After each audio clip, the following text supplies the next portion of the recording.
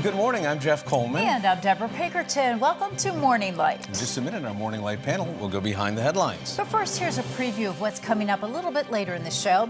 We will hear how a college visit turned into a trip to help those devastated by the flooding in North Carolina.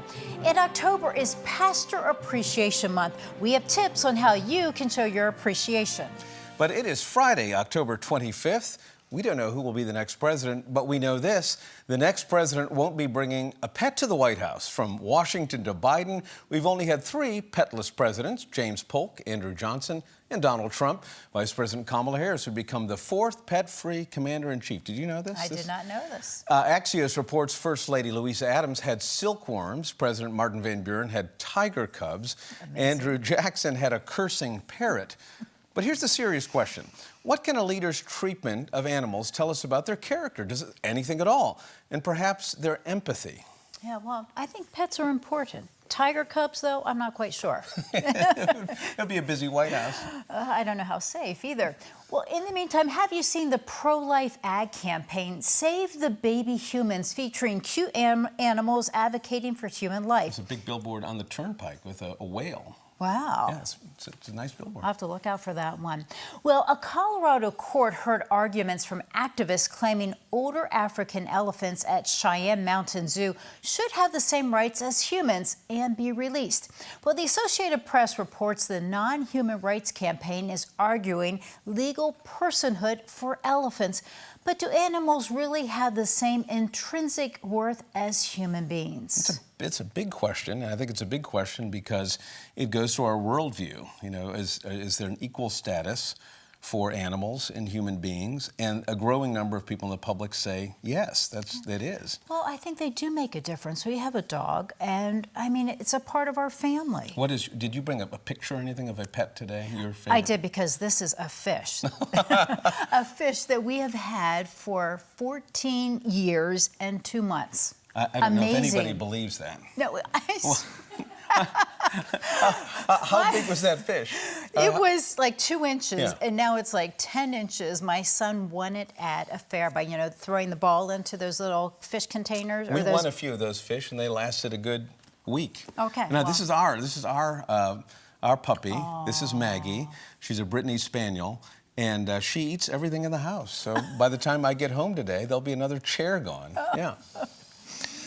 Well, on the list of famous Pennsylvanians, few have done more than this man, Dr. Benjamin Rush. He's a devout Christian. Rush was a signer of the Declaration of Independence, an advocate for the rights of women, the abolition of slavery, a friend of the poor, and one of the founders of the AME Church. And among other achievements, the father of American psychiatry. But he's often forgotten as the pioneer in the prevention of, get this, animal cruelty, saying that animal cruelty destroys a culture's moral sensibility. But what's the difference between proper stewardship and care of animals and modern movements against raising animals for consumption, for food?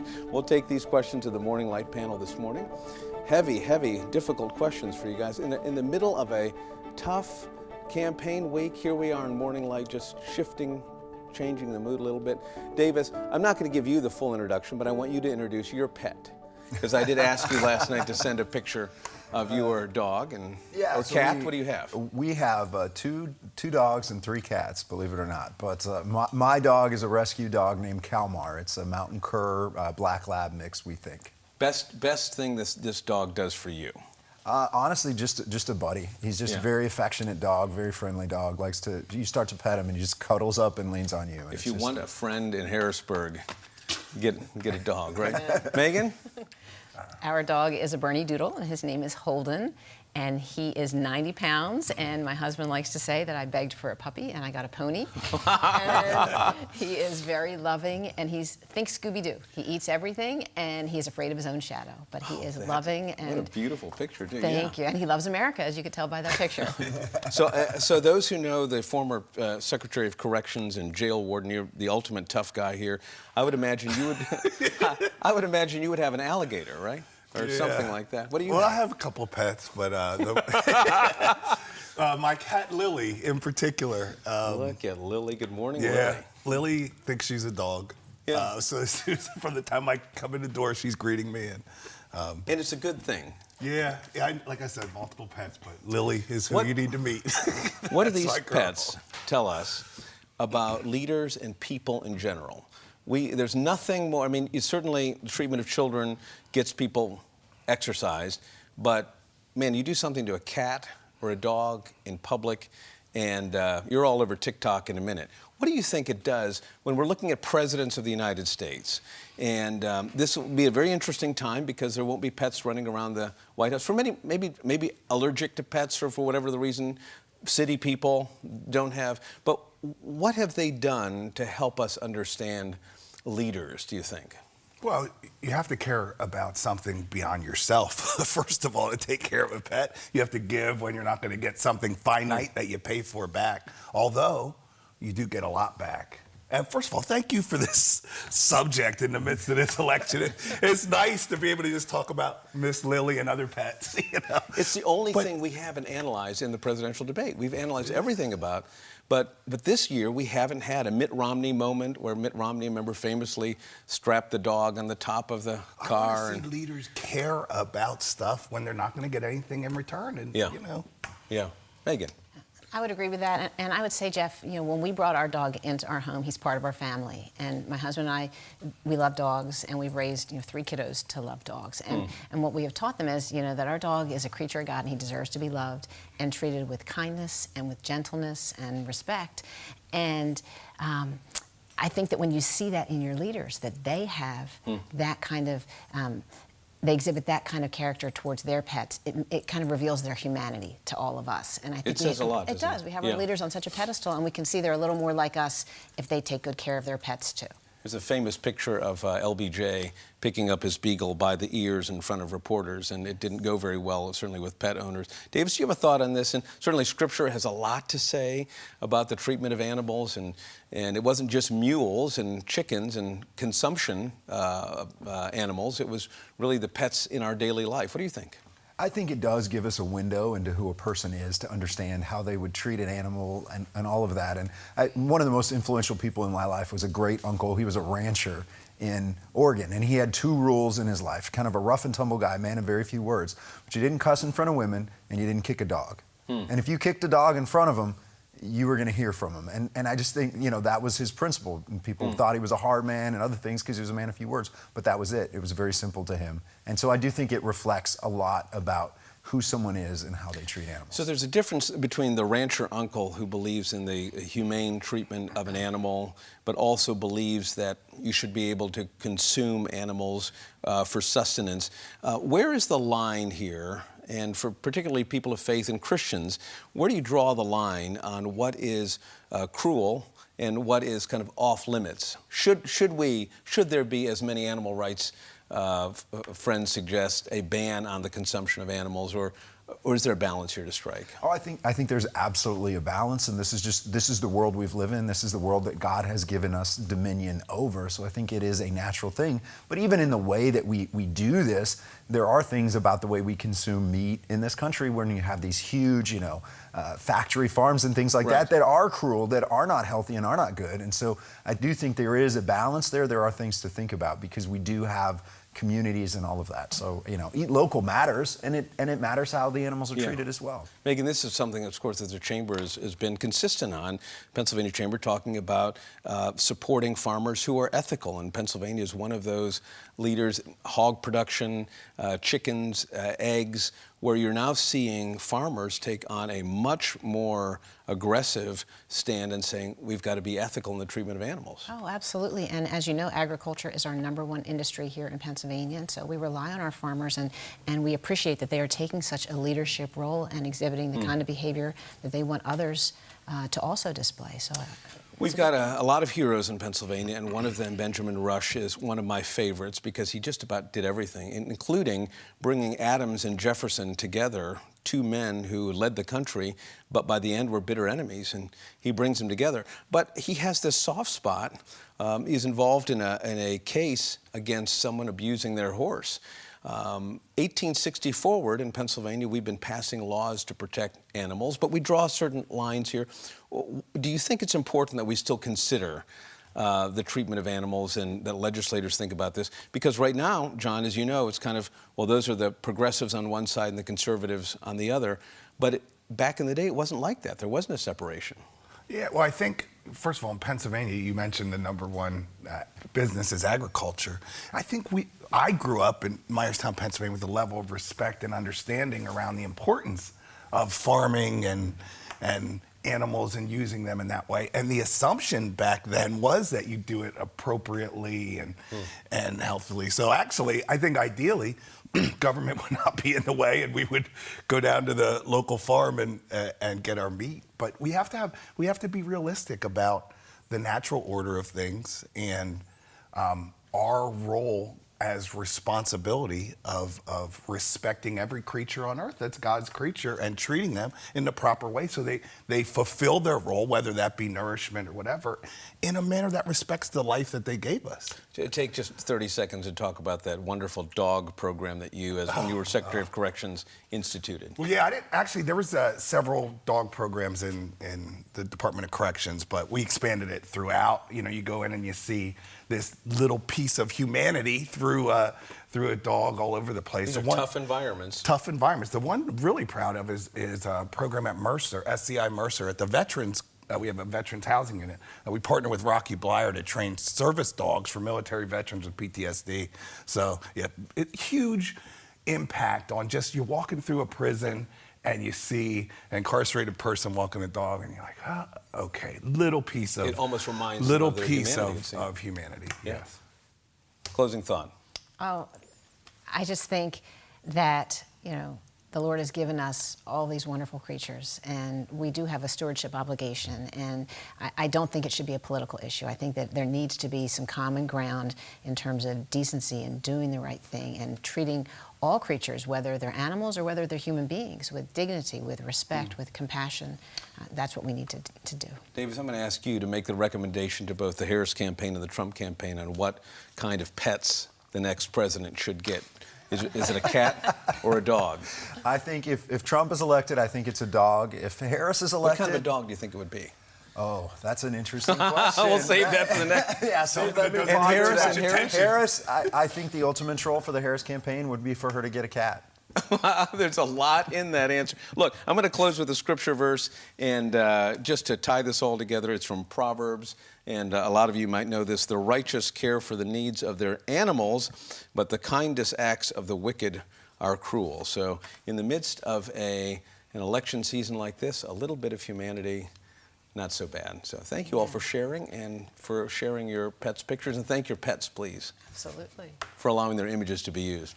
Well, thanks to our panel for joining us today. Coming up next on Morning Light, 2 major hurricanes struck Florida within the last month, but it's not the only state feeling the impact. One of our panelists, Davis Younts, right here, was headed to North Carolina for a college visit with his daughter, but that turned into a teaching moment on being the hands and feet of Christ. He'll share his experience up next.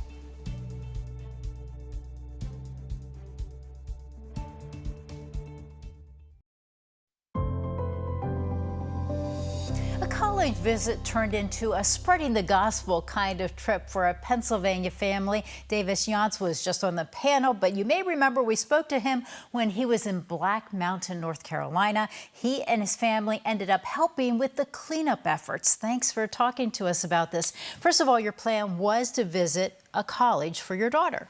Yeah, my oldest daughter, Felicity, she's going into her senior year of high school, and one of the colleges she wanted to check out is a small college, Christian college in Black Mountain, North Carolina. It's just about 20 miles from Asheville, and it's called Excel College. And so we had a college visit planned. The hurricane hit, and we just prayed about it, thought about it a lot as a family, and my wife contacted them and said, hey, we have time off of work, we have the opportunity to come. Is there any way we can help? And they welcomed our help. So when you arrived, what was it like? What did you see?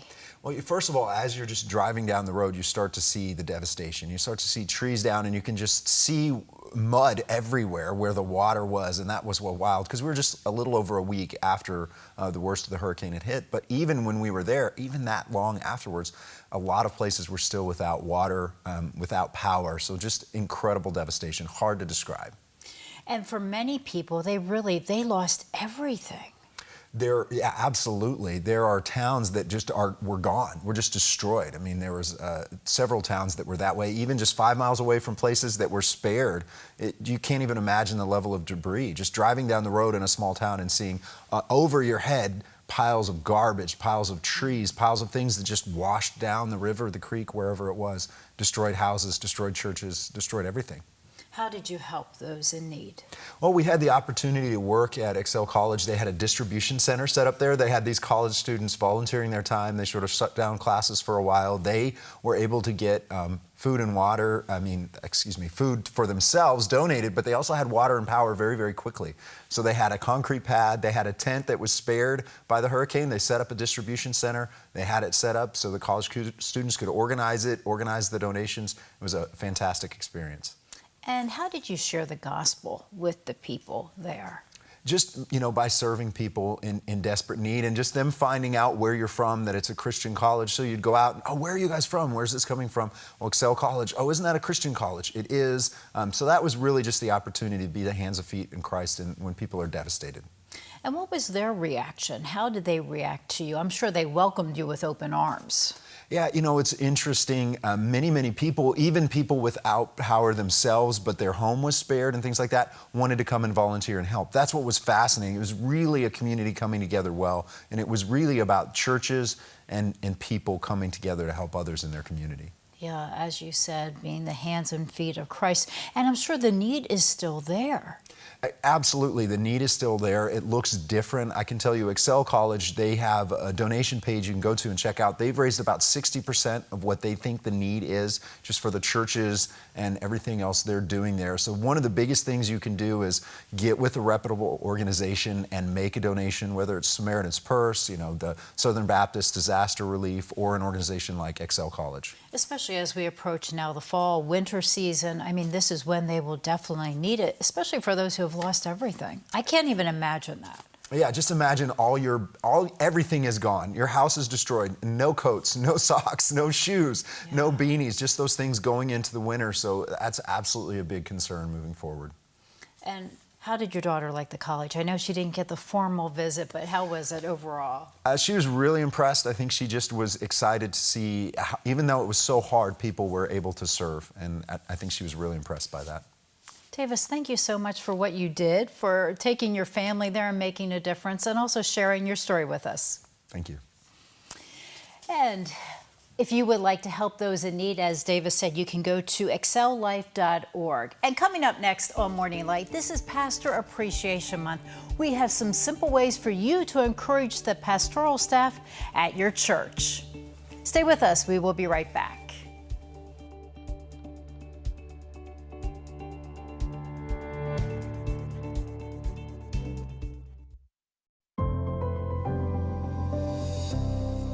This is Pastor Appreciation Month. Showing appreciation for church leaders is biblical. In 1 Timothy 5:17, Paul writes, "Let the elders who rule well be considered worthy of double honor, especially those who labor in preaching and teaching." So how can you honor your pastoral staff? Joining me is Pennsylvania native Andy Bowersox with Energize Ministries. Energize Ministries provides prayer and support to pastors along with retreats. Andy, thank you for being with us. Well, hey, thanks for having me on today, Deborah. Well, it's Pastor Appreciation Month. Why is it so important to have a month dedicated to appreciating our pastors? Well, first of all, you totally stole my thunder with your scripture verse. That is one of the foundation references of our ministry. But you mentioned it, our ministry provides encouragement, refreshment, and recreational retreats for pastors and their families. Why do we do that? We do it because that's what God called us to do. You may know there's a ton of ministries out there that exist to help pastors after there's been a burnout or failure, demise of some sort, crisis ministries. But where God has called us to is really to be preventive, to provide that preventive care and prayer support. And so that's why we do it, because He's called us to. And we do it by spreading the word through programs like yours. Oh, wow. So you're being more proactive. You are from Montgomery County, and you're one of the founders of Energize Ministries. Really, tell us about its mission. Yeah, so fascinating. Interestingly enough, the other co-founder of our ministry is also from Pennsylvania. I met him about 15 years ago. He was a pastor at a small church up in the mountains. I want to say somewhere maybe around Scranton, Williamsport area. But he was a pastor there for many years, and unfortunately had a teenage daughter that got pregnant. And I wish, Deborah, that I could tell you that church surrounded him with love and grace, and it's not exactly what happened. You can probably guess, but that church basically said, Pastor, if you can't take care of your family, you sure can't take care of this church. And so we got to be, he moved basically for the betterment of his family all the way to North Carolina here. We met down here, and I knew his story. I became a friend to him. And that friendship led into really, how can we all recognize that our pastors are human? They don't have perfect marriages. They don't have perfect families. How can we reinvest? And that's why we're on here to talk about it today. How can your audience be more actively invested in their pastors? Well, what do you provide to pastors? What do we provide specifically? Well, Yes. our three foundations: encouragement, refreshment, and recreation. Encouragement's easy. Any one of us can do that. That looks like simply a note, a text, a box of cookies with a card saying, hey, Pastor, here's what you talked about this Sunday. Here's how it impacted my life. Get involved in their lives. Let them know that when they're preaching, teaching on Sunday mornings, that it actually impacts your life, and hear how it impacts your community. That has exponential results to it. We provide recreational retreats. We have a ministry center that's dedicated to kingdom leadership. It's in the southern part of Virginia. We bring pastors and their families from all up and down the East Coast to spend time there. Everything we do is a gift. Another way that your viewers can get involved is just when you go to your pastors and you want to be thankful, be grateful, leave it just at that. Don't come with an agenda. Pastors get inundated with oftentimes very good things, but having an unencumbered, just a thank you, a word of encouragement without anything else, it will go light years into the ministry of your church and throughout your community. Yeah, and when I was listening to the radio this morning, I heard someone say that just to appreciate your pastors is showing your involvement. Get more involved in the church. There's a classic example, and I hate to even admit this on television, but about 2 years ago, our church has a parking ministry, right? There's people that sit there and are stand there with the batons. And one Sunday morning, I came in there and I was just frustrated about it. And I said something to the pastor. I'm like, why can't we get, I hate to even say this, but I said, why can't we get qualified people to do this parking? He said, why don't you grab a baton? And it was so convicting to me, because I thought, here I lead a ministry that's supposed to provide encouragement and refreshment, and I'm griping about something, but I'm not griping about it enough to the point that I'm willing to actually do it. So that is a great way. If you see something that needs to be done in your church, pick up the baton, literally and figuratively, but get involved. Most pastors are pastors of relatively small churches, and they're doing it all: the janitorial, the lawn care, the preaching, the study, setting the chairs up, all these things. Just ask, how can I be a help, and follow through with it.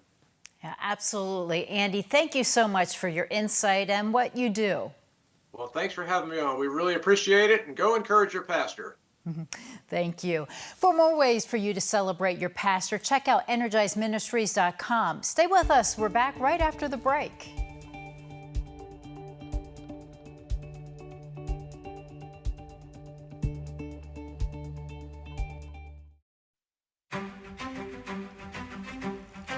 Welcome back. Well, a quick shout out to our director, Josh, who is on a well-deserved vacation with his family at Disney World in Florida. Wish I was there. Well, coming up on Monday on Morning Light, showcasing rare artifacts spanning 4,000 years of history, Jeff will take you on a family road trip to the Museum of the Bible in Washington, D.C.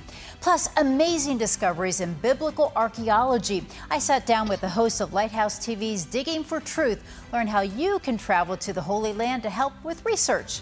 And that's a look at what's coming up Monday on Morning Light. Now, Jeff, your closing thoughts, and have a nice weekend. You too, Deborah. Well, when Pennsylvania Governor George Earl and his family moved into the governor's mansion, the big question was how many of their 14 dogs would move in too.